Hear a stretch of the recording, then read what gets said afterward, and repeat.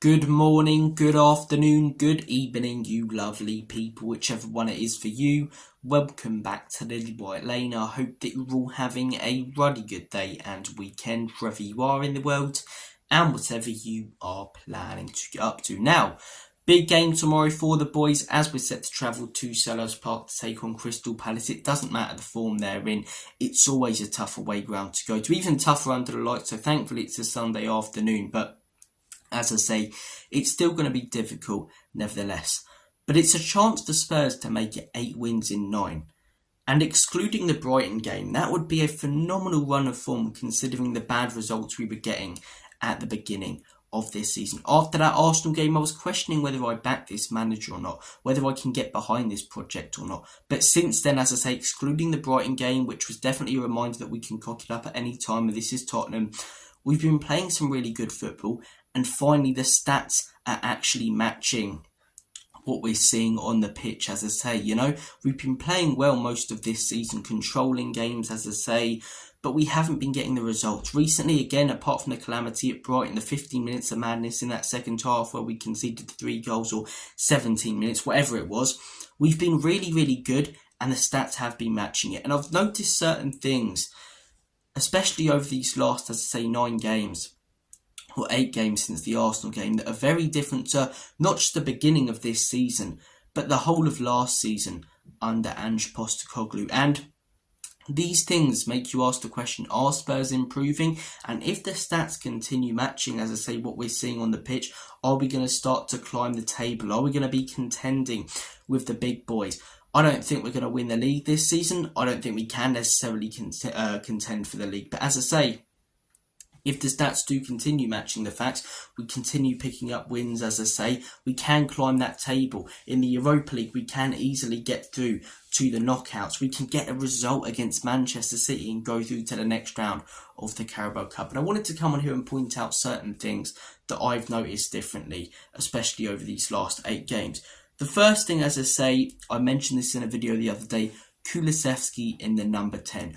Why have we been playing this geezer on the right wing for years?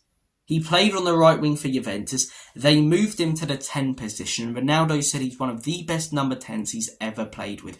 The guy was class for Juventus in the attacking midfielder role. He comes to Spurs, we play him on the right. And don't get me wrong, he's been a good player for a couple of years. Never a player where you've been like, we have to consider selling him in the summer. He's been fairly consistent, but never really done anything outrageous. Never was a top performer in his position in the Premier League compared to others, When he first came in, there were slight comparisons to Saka. Those went down the drain when Arsenal were contending for league titles and we were struggling to get into Europe, with Kulusevski putting in pretty average performances. Ange Postecoglou has moved him into the 10, moved him into the 8 at points this season as well.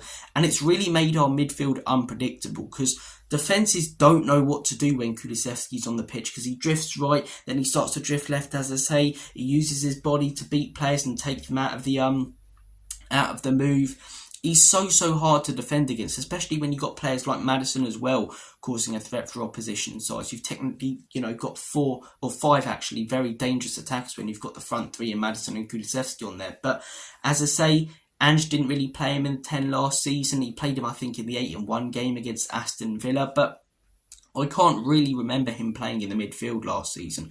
A lot of this season, it's been Maddison and Kulusevski, especially in this good run of form that we've had. And against West Ham, I think in the 10, don't get me wrong, he was very, very good in the 8 for a lot of these recent games. But in the 10 against West Ham, that's one of his best performances at Spurs. The geezer looked absolutely mustard. He really, really did. And fair play to Ange's tactical tweak. It's made us hard to defend against, as I say. He's getting the best out of one of his players and improving one of his players. And that's what we want to see from Ange. A lot of the top managers, and I'm not saying Ange is one of these right now. Hopefully he can become one. But a lot of the top managers, not just in the Premier League and in the world, they improve players. They turn them into better players or get the best out of them. That's what he's doing with Dejan Kulusevski right now. And fair play to Ange and fair play to Kulusevski, as I say. It's something different to what we were doing last season, and it's definitely improving us. The second thing I wanted to talk about, set pieces. Major issue at the end of last season, right? I think we conceded 16 goals, 16 goals or something from set pieces under Ange Postecoglou last season. It was a horrendous record. One of the worst teams in the league. I think the worst team in the league at defending set pieces, We tried to zonal mark, players wouldn't, compete for headers. It was so easy. And that Arsenal game at the end of last season, really showed how easy it was for us to be picked off defensively. We dominated that game, 70% possession, more chances, more XG, as I say. Looked better with our, if you watch the game with your own two eyes instead of watching the stats. But they were 3-0 up by half time, and 2 of those goals came from set pieces. One was exposing the high line, but 2 of those goals came from set pieces. And we didn't have it in the first 3 games of this season. We looked fairly solid defending set pieces. Then we have the Arsenal game. Gabriel, as I say, scores unmarked, pushes Romero away. Vicario should come out. And again, we're questioning set pieces. But since then, we haven't conceded from one. We have been unbelievably solid from set pieces. Vicario has actually gone up, claimed the ball, and went down on it. And that's clearly something that he's been told to do in training. A fair play to Ange Postecoglou, because we were hearing quotes at the end of last season and the beginning of this season that were really worrying, such as, set pieces aren't a problem and stuff like that. But he said after that Arsenal game, we are working on set pieces, and you can see that work's paying off. We look a lot more organised, and the more, as I say, we defend better from set pieces, the less goals we concede from set pieces, the less people try to put a man on Vicario, the less danger, as I say, we face when defending a set piece. Because, every team now, if you're playing against Spurs, you're going to try and target the high line with the inverted fullbacks, with that, ball over the top on the flanks. Or you're going to try and put your biggest guy on Vicario, out-muscle him, as I say, try not to foul him, but also get the ball in the back of the net. Vicario's actually started claiming the ball now, though, from corners. And one thing as well, he started going down if he's got, got a little push, or the other guy's gotten a little bit physical with him. And the referee straight away picked it out, because before, he'd get physical with a player marking him, but he wouldn't go down. Although it's, as I say, dark arts of the game, it works. It does work, because the referee notices it straight away, when he wouldn't notice a little bit of pushing and shoving if Vic doesn't go down. The organisation of the defence as well from set pieces is a lot better. Simple things. This isn't even a tactical thing, but you can see more players are jumping up the headers and competing for them at the end of last season and in that Arsenal game. So set pieces, they were a huge problem for us at the end of last season. We thought they'd be a huge problem for us again after the Arsenal game. I certainly didn't, and they haven't been. And fair play to Ange for working on them. Fair play to Vicario and the team for organising themselves, using common sense to defend far better from set pieces. And, it's no coincidence we're conceding less from set pieces. We're conceding less goals this season. We're giving away less XG to opposition. Now, don't get me wrong. Every team is going to get 1 or 2 chances against our high line, right? Every single side will. But aside from that Brighton game, everything's aside from that Brighton game, But we can't ignore that it happened.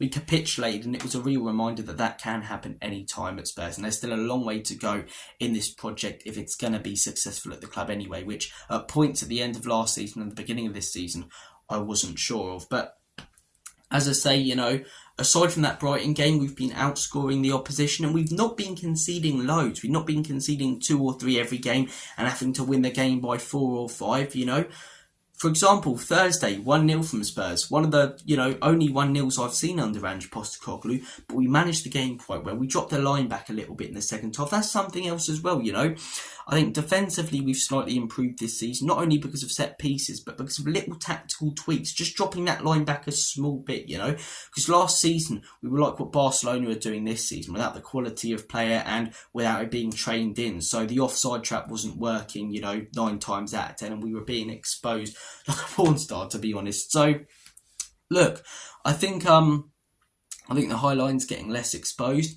1, because it's not as high, and 2, because the players, as I say, have been doing it for quite a while. Now they're catching the opposition out offside. But also I've realised that one wing back is inverting a lot more than the other. When I watched Spurs, when I was there in the stadium against Brentford, and over the last few weeks, months actually, Porro's been going forward a lot more than Udogie. And when Udogie has gone forward, he's been a lot more wide. So if teams are playing that ball over the top on the flanks, it's more to the right-hand side than the left, because Udogie's staying wide. And then when that ball is being played, as I say, he doesn't have to sprint back from midfield. Don't get me wrong, he's occasionally inverting, but far less than Porro. Udogie inverting less, as I say, one wing back inverting more, the line dropping back a little bit, set pieces more organised defensively. We're looking more solid this season. Now, obviously, I'm fully aware it could all go tits up against Crystal Palace. But again, something that I've noticed, that is improving the team. You know, Kulusevski in the 10, tactical tweak. The line dropping back a little bit, more organisation from set pieces, getting the best out of players. These are things that and the coaching staff have done really, really well over this last period of games, and hopefully it continues. You know, because surely the stats have got to continue matching the results and stuff, which they have been recently. You know. So look, those are 2 points I've made. Defensively, we are improving, as I say. We are, definitely.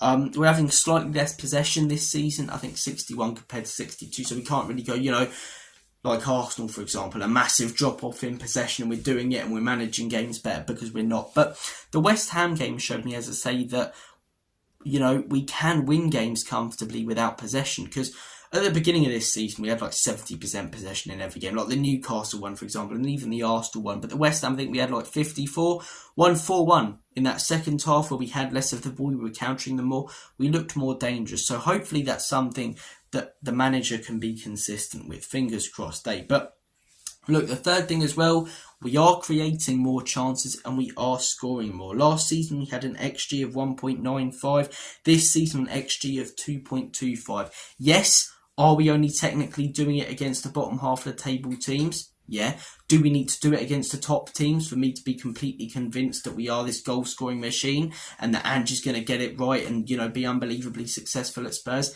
Yes. But we can't just ignore the fact that it was against the bottom half of the table teams. You've got to play what's in front of you. And these sides that we've thrashed, Everton, West Ham, they have caused problems for big sides. You know, occasionally a big side, an Arsenal, a Man City, a Liverpool, will be given a really, really tough game by one of these bottom half of the table sides.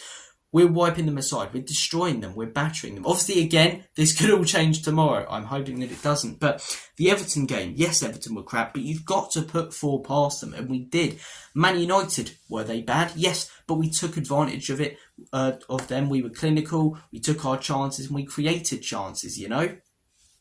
We're creating more chances. We are scoring more goals on the bottom half of the table sides. We're not having very close competitive games with them. We're taking them apart. Brentford, you know, Everton, West Ham, 3 goals, 4 goals, 4 goals. I want to see more of that. It's great to see. It really, really is. But look, 18 goals in 8 games. That's the second most in the Premier League so far this season. Obviously, 38 games and the opposition. We haven't played Manchester City yet. We haven't played Liverpool yet. We haven't played Aston Villa yet. But it's looking good and we're looking on track to score more goals this season than the last. Last season, we finished things off with 7, as I say. Not 7 goals. That'd be disgraceful. But look, we finished last season off 7th in terms of tables when it comes to goals. Currently, so far this season, we're 2nd. I know that we dropped off in the actual table last season. We could drop off in the goal scoring table. But yeah, the stats, as I say, are finally matching what we're seeing on the pitch, and hopefully it continues, because if it does, if we continue playing well, if we continue playing controlling games, if we continue banging in goals and creating chances and having a high XG of 2+, which is just fantastic, to be honest. 2+ XG consistently is very, very solid. If we continue defending set pieces better, all big ifs, I reckon we can get into the top 4, which isn't a big achievement for me, but it will be for the club and will be for many fans. I think we can potentially go on to win a trophy. Obviously, it could all capitulate at any point. Now, I've been a fairly big critic of Ange Postecoglou. I was at the end of last season, and after that Arsenal game, no, I'm not ashamed to admit it, I didn't, you know, say Ange out, but I was very close to. I was very close to giving up all faith in this manager. I thought he contradicted himself often, but one of my biggest criticisms was the lack of tweaking and the lack of change. Same thing every game. High line, as I say, no matter what, both wing backs inverted. All you have to do against Spurs is play the ball over the flanks, you know, put a big man on their goalkeeper from set piece and you'll win 2 or 3-0. We've improved set pieces, we look more solid defensively, we're catching teams out with our offside trap. One of the wing backs isn't inverting, he's made a tweak to the midfield. So a lot of what I was asking for him, obviously I want to see it more consistently, and we need to this season, but in these last 8 or 9 games, not 2 or 3, so it has been, you know, a consistent long run of form now. Over these last 8 or 9, excluding the Brighton game, you know, the stats have been matching the facts, and he has been making the tweaks that I've been wanting him to. So, still, I'm not 100% behind this man. Do I think he'll be successful at Spurs? I hope so, but I'm not sure about any manager under this regime. That's a video for another day. But do I have to give him credit because he's doing what I asked him to? Yes. Yes, I do. So, fair play to Ange Postecoglou. The stats are matching the facts. We're getting results. Hopefully, as I say, it continues. Hopefully, we can go on a good run of form, or continue this good run of form. Aside from the Brighton game, we've got some big games coming up. They will be huge tests because we have got this XG, this amount of goals scored, but we haven't done it against the top teams. You know, we haven't really played the top teams. We played against Arsenal, it was a 1-0 loss. We played against Newcastle, 2-1 loss. We played against Man U, who are having a bad season, but I still consider, you know, they will finish in the top 10, at least top 8. And we beat them 3-0. So, look, see what happens against Aston Villa, Man City, because if we can keep these stats going, the amount of possession that we've had, you know, solid defensively, we can get results against these top teams. And if we can get results against these top teams, it gives the players and the manager a lot of confidence. But guys, I'm going to make like a banana and split. Have a smashing rest of your day and weekend. And as always, come on, you Spurs.